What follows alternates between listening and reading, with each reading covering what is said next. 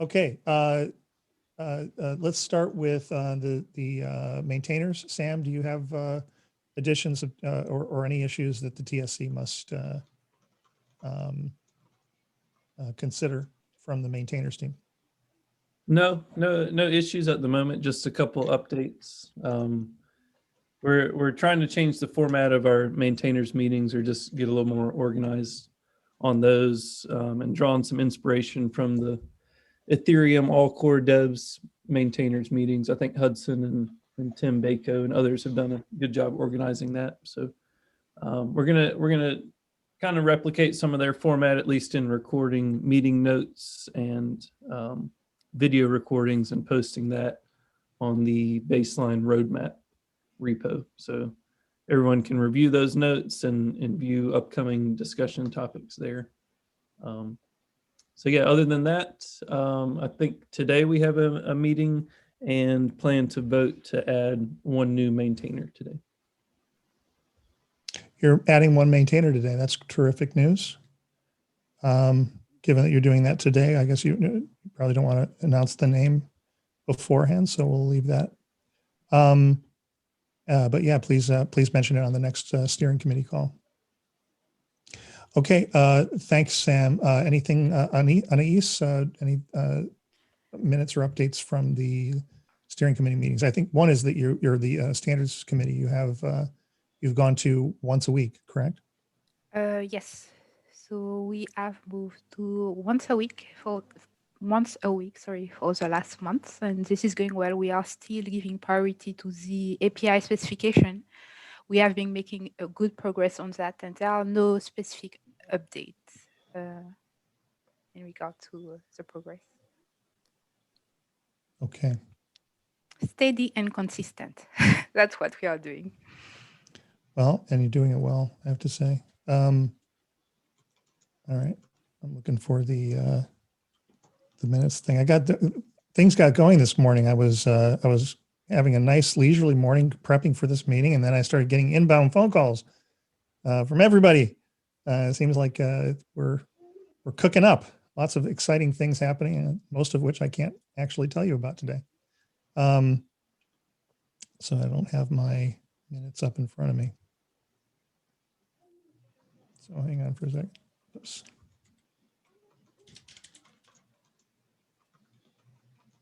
Okay.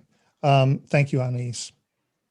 All right, moving on to the body of the meeting today. And there's really, we're going to want to make most room for the topic of growth. There are a number of companies out there that have asked for, that have been coming inbound, that want to join, that want to build, that are starting to build products and solutions around baselining. And it has now become an undeniable wave of activity. And it is starting to get to, it's starting to stress the creaky boards of this little ship that we built last year. And now we're going to need to get rigged for much more significant effort and much more operational integrity. Would anyone disagree? Nope. Would anyone like to extol us with a story about the level of growth that we're seeing? We have a lot of inbound coming in from India. Bishwashri, would you like to say some things about that?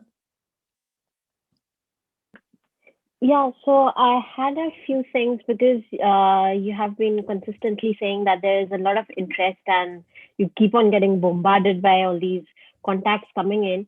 So one thing I was thinking that, do we have some sort of FAQ pages for these interest that is coming in, so that they have some sort of guideline on whom they can contact to learn more about the baseline, or what all directories or repos they need to look at first if they want to start using the baseline? So I just had a question regarding that. That's a great question. Would anybody like to answer that? And while they're doing that, I will put in the chat at least the version of the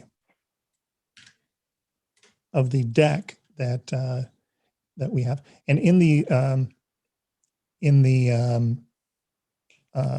in our Slack, we have a channel for enablement. So that would be there are more and more there's more and more content there. Now I should caution the folks on enablement. Nick Kritikos, by the way, this is emblematic of how much growth we're having. Nick is on a really cool call that that means he can't make this call, but it's an important enough call that he had to he was obliged to schedule it right on top of our steering committee call. So right now he is fighting the good fight for Baseline with a notable party, and we wish him well on that. But Nick and Tracy and other folks, Accenture and EY, they've been working on enablement. That deck, I think, is quite good. I've been actually using it, and I never use decks. There's some really good figures, and I think the argument is well laid out. And if anyone using that deck sees any improvement areas, please call them in. But it doesn't answer your question, Bishwashri, about who to call and who to contact. And so I think I was going to bring this up later in the call, but there's one thing that I'd really like to see us get as soon as possible now, and that is a self-serve sign up and user management or personal user management capability. That is, you should be able to go to our website, log into something, and then say, yeah, list me on the site, put me into these meetings. Oh, yeah, here's my GitHub ID. Here are my details. And then be able to self-serve whether or not you are listed on the website in the contributors section or on the maintainers, what have you. I'm getting a little creeped out by by having people call me and say, put me on there, because if I make a mistake and I put them and their company on a website and they didn't want me to, that's not great for me. So I think and these kinds of self-serve things will help us scale, expand, and maintain operational integrity without, there's just, as all growing things have this, this situation where we were doing things manually, and now we need to make sure that as the heat and the speed move up, that we don't make mistakes. Does anybody have any thoughts about that? Hudson, I'm kind of looking at you. You know a lot about this sort of thing. Any thoughts? Oh, sorry, I had to find the mute button. Yeah, so to make it easier for people to, yeah, I would need to think about it a little bit more. I don't want to give like just a straight away answer. The first thing is like always making it easier for people to come in and contribute is kind of the goal, right? So we need to kind of identify that, and then, and I guess it's like, can you kind of go a little bit deeper into what the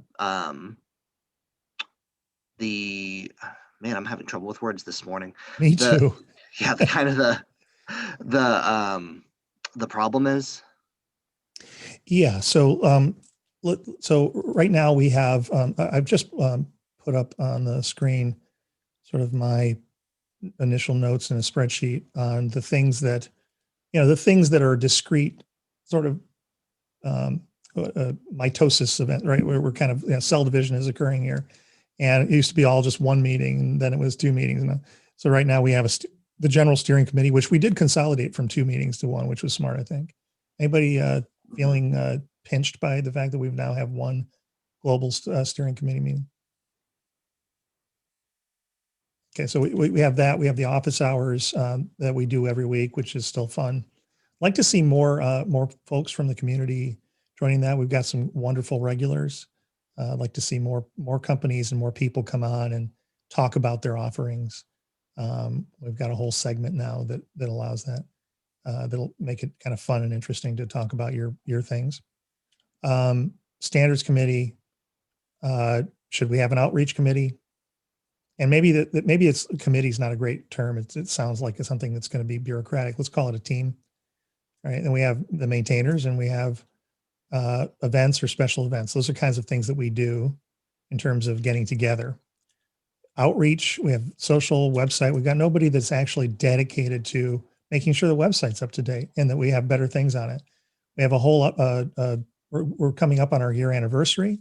And one of the big things that we'd like to see on there is a section called, and this is the punchline, Hudson, for your question, a section called baselined products and services, right? So that, you know, Tomasz can list his product, and Daniel Norkin and the Envision team can list their services. And you should, and I don't want to be the one, you know, that you're emailing with, hey, put this on the website. I want you to be able to log into something and say, here's my product or service, and here's the link, and here's the toggle button that says, is it on the website or not? So two things. Yeah. Okay. I got my thought now. So when I was saying that you need people, make it an easier way to contribute, I think what I was trying to think of was GitHub. And it's not easy for everybody to contribute to GitHub, but at least if the website isn't a GitHub repo, but I forgot if it's like Hugo or Jekyll or what system it's made up of, so that people can go in and edit like markdown files, for instance, because that's not super hard, or they can ask someone in the Slack for help with that. Yeah, I have access to it, and it is Hugo and Jory Burson is the maintainer of it. Okay.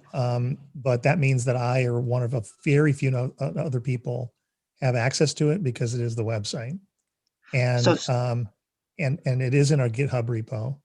However, I've got to stop being the one that's doing the updates. I think that's the point. Is there needs to be somebody who's stepping up to be responsible for that, and B, we ought to have, at least in part of it, a better tooling. In particular, you know, if you want to list yourself on a particular part of the website that you're not really changing the website structure, you shouldn't be doing that by going and doing a markup. You should be able to go into a portal and say, yep, logging in, I've got my password, and I'm going to put now we're ready to list our product or our service.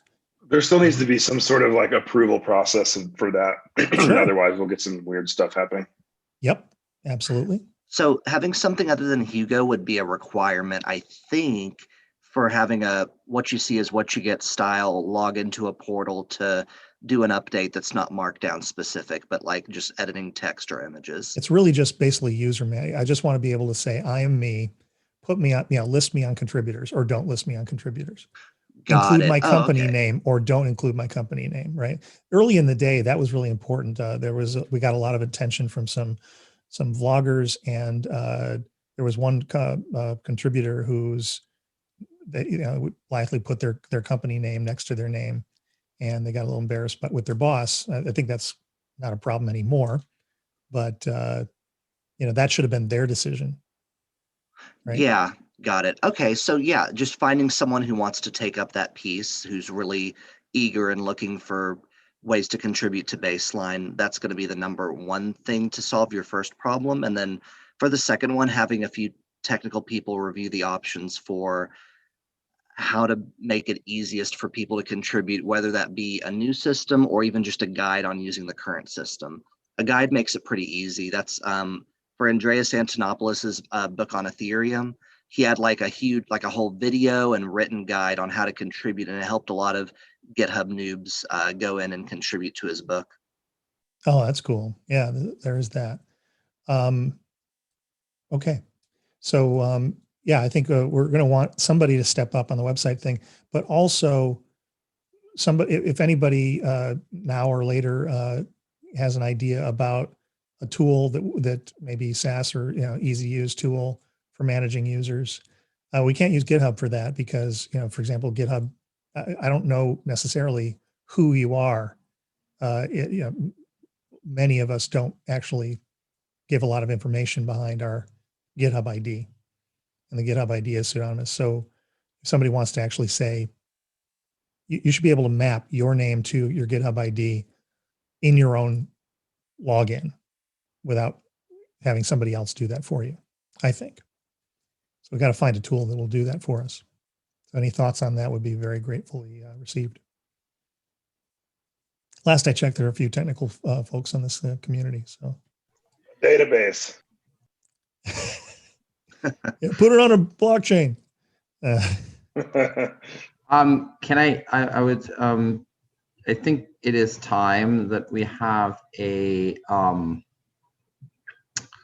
that we have an active working group around community outreach, community enablement, people that are dedicating an hour or two of their time a week to make things easier for people who want to join and want to contribute. That is, I think, if we're doing it piecemeal, I don't think that is going to get us to where we need to go, especially after having extolled the virtue of the incoming interest. That's what I would suggest, because we need to map out user journeys for the different user types that we have. You have the developer needs different tooling than an enterprise sales guy, than a solutions architect, etc. So we just need to understand where the current interest is coming from, what are the audiences, and then we need to create a specific set of tooling around that. And what that tooling is, I think, is secondary at the moment. It's really understanding who the audience is, what they need, and then create the appropriate content around that. We just need people who want to take on that piece of work. I have somebody that I can volunteer for helping with that from Provide. When if we can set a meeting date. I agree with everything Andreas just said. All right, then I will ask for whoever would like to volunteer. I know that there's Jack's on here. There's another Jack, a couple Jacks that are involved in this stuff. Kyle, your person, and anyone else that would like to,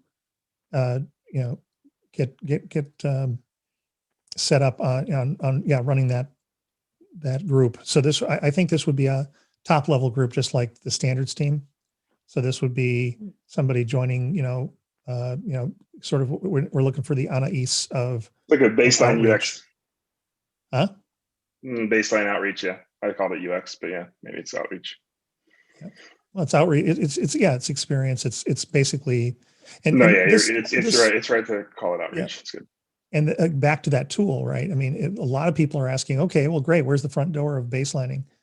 And we say, well, yeah, just show up, right? That's been my answer to everybody. Yeah, just show up, get on the calls. It'd be much more satisfying and much more data driven, or allow us a lot better metrics. And I think it'd be more satisfying for the user for us to say, yeah, go to the website, click the get involved button, and put your data in there. And you're going to see meetings that you can sign up for there. And you'll get in those meetings because of that, not because you emailed me to get on my calendar entry, right? That sort of thing. So I think that, and so if we had that single front door for people, that would be a great thing. But yeah, that's the sort of thing that perhaps the outreach team can start working on. So please contact me after the meeting if you would like to be on that team, and especially if you would like to lead it. And then we will make that announcement next time. It's got to happen. Agreed? Thumbs up. Yes. All right. So say we all. Okay. Yeah, the other things in outreach, of course, conferences, publicity, new sponsors, new contributors and stakeholders. I will certainly be signing up for this team, but I would very much like to see more leaders pop up that would take this on, so that I'm just serving them. That would be very awesome. Okay, incentive programs, another thing. So we are not in a position to make any announcements today, but you will start to see organizations funding incentive programs soon. Plural. And we just finished the hackathon, seemed to go very well. By the way, on the outreach side, if we have a functioning outreach team, a thing that team could have done is make sure that every hacker that was, or hackathon participant that was in that hackathon was loved right into the middle of this team, right? and we should be holding ourselves account. How many people participating in the hackathon graduated from doing the hackathon to being an active part of the community, becoming maintainers, et cetera, et cetera. I think we have at least one, Sam. I think at least one on the headlights, right? Actually, I know 3 people that have asked. Sorry, what was the question, John? Hackathon participants that are starting to get more fully involved with Baseline and maybe even becoming maintainers. Yeah, the one guy that we're going to vote on today was someone that we got introduced to through the hackathon. So yeah, So there you go. Him, and there's a couple other examples of people we've worked with. Vishwashri, I think you came around to baselining through didn't you find out about it through the hackathon, or am I mistaken on that? No, not through the hackathon. It was through a conference that I had seen online. Oh, cool.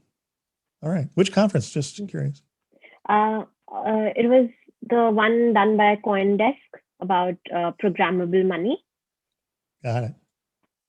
Very cool. All right. So outreach matters. So good. And then incentive programs. I don't know if the incentive programs are part of outreach or not, but yeah, we're going to be dealing with real money soon. That means, there will be funds for people to do projects, enablement, and other things. After this call, or actually, we're going to probably try to stop the call for most people. Let me see who's here that can help me with this.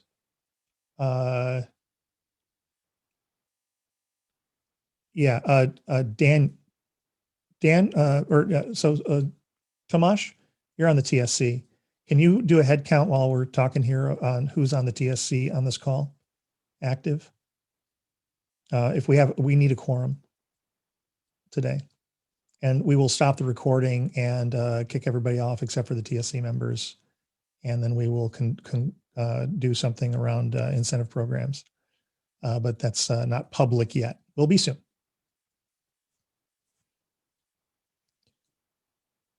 So yeah, incentive programs are going to be a big thing, and we encourage other companies, especially the bigger ones that are coming into the community, to consider not only sponsoring the Oasis Foundation, but also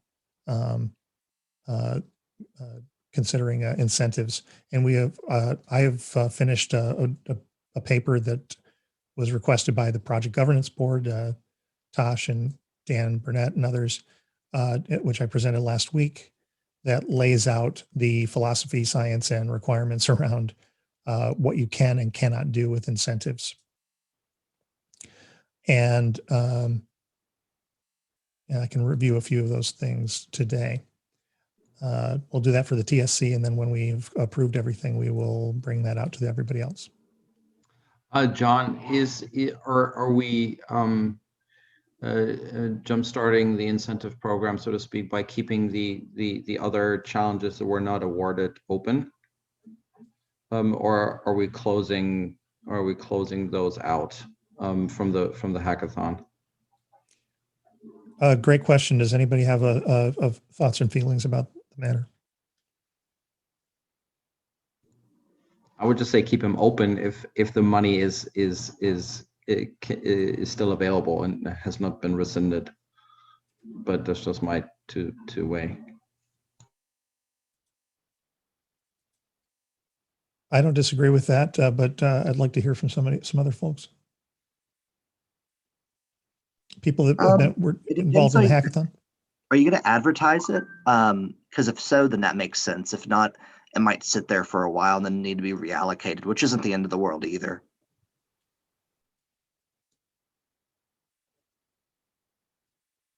Yes. I think we should advertise it, right? I mean, are we?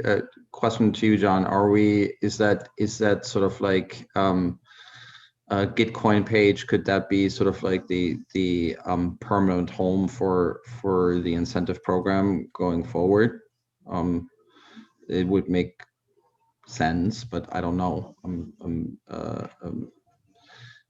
And utilizing the Gitcoin team to help promo that in their like monthly outreach, etc.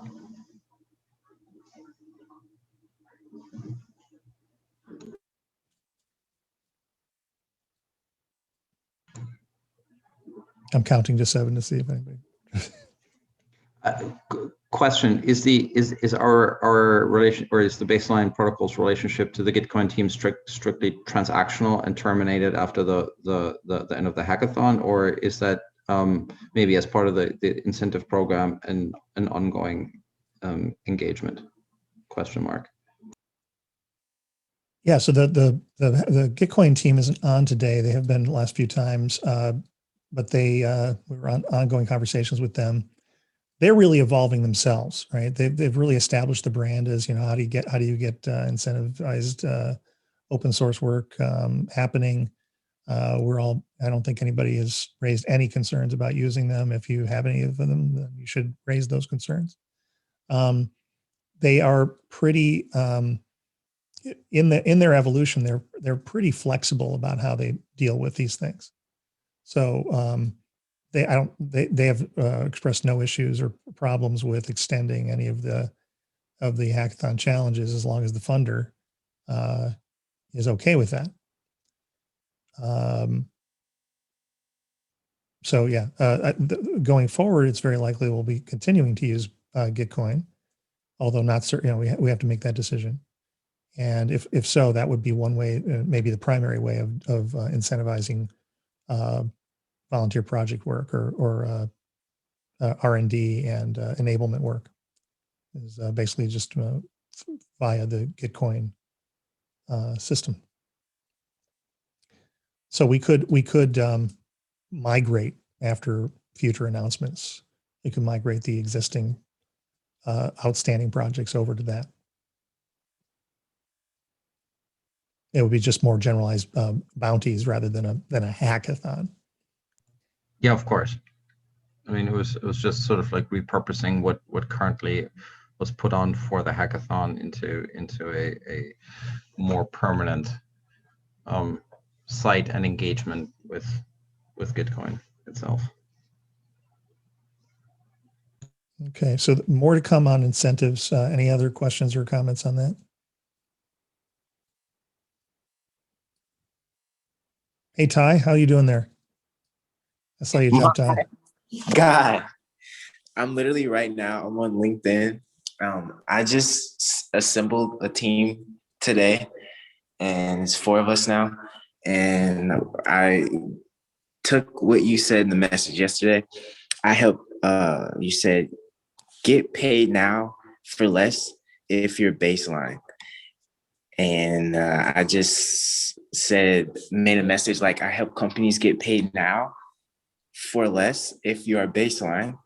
And now we're thinking about making an article or leveraging an article from one of you all that says this is what baseline is, and send that message to peeps, give them information about baseline. Ty, I got to tell you, I think you ought to be on that outreach team. So catch me after the meeting and sign up. Yes, sir. All right. Yeah, everybody, if you haven't met Ty, showed up on the office hours, and I think he's kind of famous now because he was super awesome on the call. And wealthy vibes only. It's because of you. Nope. All right. So standards, Anais, I didn't have any sub units in standards. I'm not sure we need them. Do you have thoughts and comments about that? Yes, I think we may need them because we chose to prioritize the API, but there is also the core standard that focuses on the functional and non-functional requirements, a bit more the abstract side of things, I would say. And there are also specifications, so which might not become always standard, but which could be either industry specific or maybe more focused toward a specific domain that we may want to explore. So if there are subject matter experts who have an interest and see an opportunity in developing specifications or supporting documentations or guidelines, for example, this could definitely fall into the broader standard and specification work stream, if I can say so. Yeah. Great. I've added 3 things. Are those good? Mm-hmm. All right. So yeah, you might want to be looking into people that can be accountable for that. And again, it would be useful to have some tools. If we have these things, we have responsible, accountable, informed, consulted kinds of things on different people in a lightweight way. It'd be nice to know who those people are and make sure that we are rolling those up, at least in the steering committee meetings, so that we can, keep the wheels turning. Enablement. We already have some folks on enablement. That's already a team that's rolling. If anybody would like to be on that, it certainly could use a lot of help. And it's a place where you can start making money. There will be, that's a good place for incentive money to go, and somebody's helping on documentation. Somebody's going to write a thing. Somebody's going to build a deck. Somebody's going to make a movie. Somebody's going to do investigative journalism on companies and how things go wrong in intercorporate, operations, and then connect that to baselining. All of those things would be projects that could be incentivized with money. Delivery is cooking up, especially with all these solutions companies joining. I think Daniel, your team was the first one. I know you've been heavily involved in that sort of thing up until now. And then I got this request today for data on growth from 2 different places on the same day. And they're like, hey, how's we need to know about growth numbers. So I think it'd be really good to have somebody who's really just focused on doing a routine every 2 weeks that in some methodical way gets after what is a really hard number to come up with, because a lot of companies are doing work that they're not talking about, and nor should they, right? One thing I'd love to see in the incentive in an incentive program, not necessarily the one that we're looking at right now, would be an incentive to say, if you're going to get something if you announce your project the way Coca-Cola did, or Coke One North America did, at the front of the project, not at the end of the project. That's useful for the entire community. It's brave, and you should get something for that. So a growth canvasser would be a good idea. And if anybody is inspired to be that person, that would be very good. Discussion?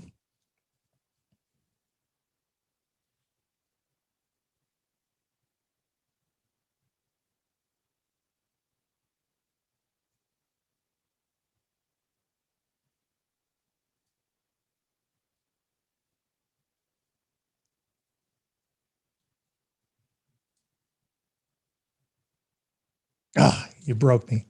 I was going for a record there. Longest silent period. Don't everybody jump forward at once.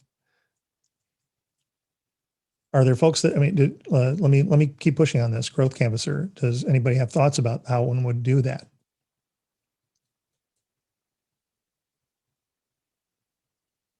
Anybody totally confused by what I mean? Yeah, growth canvasser. I actually haven't heard the word canvasser be thrown around in a while. Like, what's the word mean to you? Well, to me, the problem is it's not like we're going to have a giant shared CRM system for all the companies involved in baselining, where we could just go to a piece of data and say, yep, these are all the deal flow that's happening. Okay, here are the clients that have been landed. Here's the jobs that are happening. I think it'll be easier when when the baseline phone book gets released, because then people that are baseline, or companies that are baseline, will be on the phone book, and you'd be able to count them. And there alone that would be a number, right? Mm-hmm. But right now, I think it's really a matter of calling around and saying, okay, well, how are you guys doing? I talked to somebody today that said that they've, over the course of last year, they went up, 20x in inbound calls about people saying, hey, we weren't really into blockchain, but we really want to do this baselining thing. That's going into triple digits. So maybe not having go ahead. Sorry. problem. Yeah, just a thought. Would it make sense if we created some sort of a survey form that we could send around to companies that have told us that they have started baselining, where we can ask them like what growth they are having in terms of probably like revenue or the number of transactions they are able to process. So will that make sense? I think it's a good thought. Yeah, I think surveys have helped. I've seen surveys help other projects before, for sure. And then as far as the broader, how do we collect that? Is there a way to do like a shared group document that when we hear about something, we just put it in the document and who to contact? Or that might be a little too open because then we have a bunch of people's contact information on there, but something that makes it more accessible for people to contribute without there having to necessarily be a single person in charge. Would be ideal. I just don't know if there's an answer for that. Yeah, I think that's, I mean, yeah, that's right now, I think we're in the state where it's kind of manual, but it's got to be something that maybe just a person, focuses on and they're not focusing on a lot of other things so that this is the sort of thing that if you're focused on a bunch of stuff, this is the thing that gets dropped off the back. I know because it drops off the back of my schedule every 2 weeks, right? I've got it on my calendar to go around canvassing, and I do it some periods better than others. Hey, John, it's Dan. Just a quick thought. I did a little bit of digging around into the Power BI application marketplace, I guess, if you will. And I don't know this is what you mean, but with regards to a growth canvasser, what I could do is we could host like a dashboard on Power BI. I don't know if that's what you mean, but I'm just looking at it right now, and essentially it would visualize some of the things that are going on with the GitHub repo. Commits, active users, traffic, all sorts of things. Is that what you're meaning, or is it something else? No, I think that actually never occurred to me to do it that way. I think that's pretty interesting. So I could set it up. It looks like it's pretty simple. I have no problems with Envision hosting it, and I'll send a link over to you guys so you guys can take a look at it. It's pretty simple. All right. So I'd like some volunteers on these things. Let me enumerate them again. Meetings, outreach, really it's outreach global team. So Bishwashri, I think you're the founding member of that. Given not that you're the first person from outside of the US, but you are the first person to be heavily involved from, well, you're not the first person, but you've really stepped up from a time zone that is particularly tricky, right? So we're going to have to start to rig for that. Mm-hmm. And if you're interested in that, that would be, so anybody that's interested in figuring out how to grow as a global team and not lose cohesion, that's a meeting. Incentive programs, standards, and enablement. Enablement's already running, standards is already running. Incentive programs, global, and outreach are not. Are we missing anything?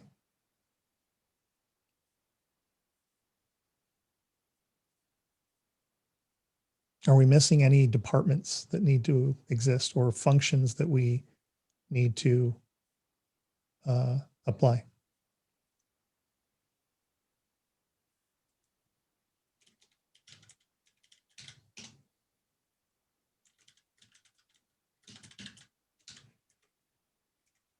I just found one. Would that be different than the maintainers you have listed above? I thought earlier in this document, yeah, there's maintainers under meetings, or is that different? Yeah. This is just the meetings these are the current meetings I'm aware of. Oh, regular got it. meetings. Okay.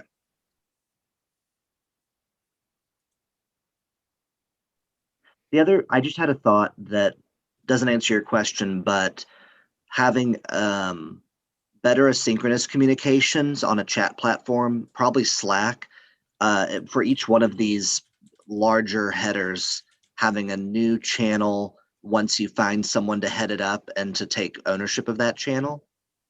Or it would be asynchronous comms, actually. Or Yeah. I think synchronous would mean, yeah, like chat stuff, right?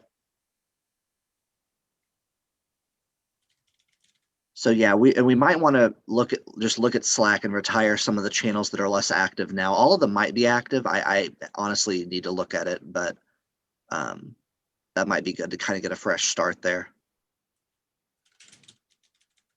That reminds me of another one, hygiene, roadmap hygiene.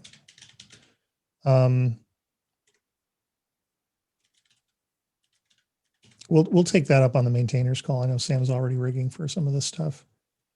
And the maintainers is a great example of that. Sam Stokes has stepped up and has really done a great job. Everybody seems to be happy with Sam's work on organizing maintainers. And because of that, we're getting better organized. All right. So, okay, I think we'll close the conversation about this, but clearly this is the time to start stepping up. And this is a real opportunity for some people. And as I've always said, as the chair, I will endeavor to make sure that any time or effort that you spend, contributing to this community is paid back tenfold in some way. Okay, we've got 11 minutes left. I do want to talk. I think we've only need about 5 minutes. So Brian, would you like to do a brief on, in terms of enablement, something that Brian's been working on has really resonated with me, which is what is the hello world of baselining? Brian, would you like to give this is kind of a call to action. So if anybody has got some development cycles, this might be a really cool thing to add to the open source stack. Go ahead, Brian. Yeah, thanks for the intro there, John. Yeah, it's in the vein of enablement, and I guess to some level, something you could use for community outreach, also enterprise outreach, or potentially sales enablement. And the idea was just to create a visual tool that you can use and interact with yourself or host somewhere to allow people to explore the baseline protocol. And what I've done over the last few months, I guess, is attempt to try to distill it down. And this overlaps a little bit with the standards work, but I should caveat that what I have, or we're going to show in a minute, I guess. Well, I'll stop sharing. Go ahead. Hasn't been shown to anybody. So this is so treat this as a rough draft, and it's not implemented. It's just a mock-up. But what I wanted to do is create something that is, an app you could deploy locally or host, and have something that can allow both someone who understands baselining, like at the high level, like the big picture, but then give us something that developers can kind of sink their teeth into and like connect the dots all the way from like, oh, I see this thing happening in the UI, and say, the messaging layer and the ZK layer. Like, what is the exact code that's running for that, right? Because I feel like that, it's the canonical, quintessential hello world experience. It's like, it's trivial, just printing text to the screen, or you're launching an app and it says hello world. But with that foundation, I think people build amazing things. So the idea was to kind of bring that here. And so any feedback is open to anything at this point. It's, like I said, a draft. And you should be able to share screen, Brian. Yes, without further ado, I'll give you a quick walkthrough because we are running out of time. So I guess given that we are running out of time, hit me up on Slack if you have thoughts, or drop a chat in message in this Zoom, and I'll try to get to it. But Slack would probably be a better place, and we can chat about it in any of the chat rooms, I guess. I don't have one for this yet. Maybe that's something we can do. Anywho, without further ado, let me pop this open here. We don't need a lot of time for this because really it kind of hits you right in the head on the right there, right? This is a good idea. The idea is like, imagine this in a web browser, for example, and the idea is it's supposed to show that there are what I think are the three main components of baseline. messaging, the ZK snarks, the aka privacy, and then mainnet, and Ethereum. It could be, but other mainnets. It's like obviously we don't want to. So, and then there's also the whole identity DID stuff. Like there's a fair amount of hand waving and a fair amount of like stuff that's like already set up to get to this point, but that's like outside of scope. So anyway, what we want to do is show on the left we have Alice, and on the right is Bob, which I guess is 2 minutes there, Brian. Okay. And we want to show at least a very simple communication between these two people, these two friends. And we're using it in the context of like instant messaging because everyone's familiar with chat and sending text messages. But like, what if baseline was applied to just having a communication with someone, just to chat with a friend of yours, right? So you might, you're trying out baseline, you're trying out this new technology. What does most technical persons send? They send the word foo. But there's a certain workflow and rules that we've set up already for this communication. So when Alice tries to send foo, it's rejected because the ZK layer comes in and says, that data doesn't match the pattern we're looking for. So we're going to reject that. So let's say we have a greeting verifier. We're going to reject that. So then Alice gets a message that says, oh, sorry, only appropriate greetings are allowed. So of course, then she sees that, types hello next, and then it gets passed through the ZK layer and passed all the way over to Bob. And Bob sees on his messaging client, oh, Alice sent hello. And Brian, I'll stop you there on this because you're going down a journey that I know you want to explore, and I want to go too deep into that. And I know that. Okay, well, I can just click through and just so you can see how it visually would work, and then. Oh, I didn't know that you wanted to go. I wanted to get you out of going through the whole flow in case there were things you didn't want to discuss today. Okay. Yep. That's cool. Yeah, I wasn't sure if you wanted to short circuit me from my spiel because you've seen it. No, I just didn't want you to go farther than you wanted to felt comfortable going. No, yeah, it's okay. So you got jumped ahead here. So the idea is that the ZK layer enforces that the message, and then Bob replies hello. We'll find out that that does pass a greeting verifier, but there's a workflow manager that rejects that because this is hello world. The only appropriate response to hello is world for this demo. So then Bob becomes aware of that from the error message, and that the workflow rules tell him, and then he types in world, and then the message comes back and world shows up on Alice, and that's the end of the demo. So it implements two clients, two systems, running across the internet with a messaging layer, with a very, very basic workflow management and some ZK circuits to enforce the data quality. And there's a fair amount of handwriting and things I could talk about, but I'm going to. To net this, I think we don't have time for discussion. Please reach out to Brian if you got thoughts. But I think that the idea of the canonical web or the canonical hello world for baselining, Hyperledger Fabric, it was this thing called marbles. You could trade marbles around. That was the hello world of Fabric for years. I think it still is. Something that looks like Apple or iMessages, where you could do a variety of things there, like Alice can't change, what the message she received because it's, baselined, things like that. So there's a variety of ways that it can be approached. And I thought that the general metaphor was worth communicating to the community. Brian's got a lot of other things that he's got ideas for that he'll release in time. But in general, there's nothing wrong with everybody or anybody that's interested in coming up with a hello world to be thinking about this approach as the metaphor for that work. Yeah, and I think it could be, obviously my vision is to keep this one very simple, but there's no reason why we couldn't fork variants and say like, hello multi-party, hello commerce, hello, and various, whatever we want to call it, that build upon this so people can walk through that journey of like, okay, I understand the foundation. Now I understand like how we're dealing with identity. And now I understand how we're dealing with identity and multi-party workflows. And now I understand how we're, like all the different parts. So that's the vision anyway. So I'll be presenting this again at the maintainers meeting, and we can have another discussion there. And then probably another community meeting would be good. Discuss, start laying out the plan to execute.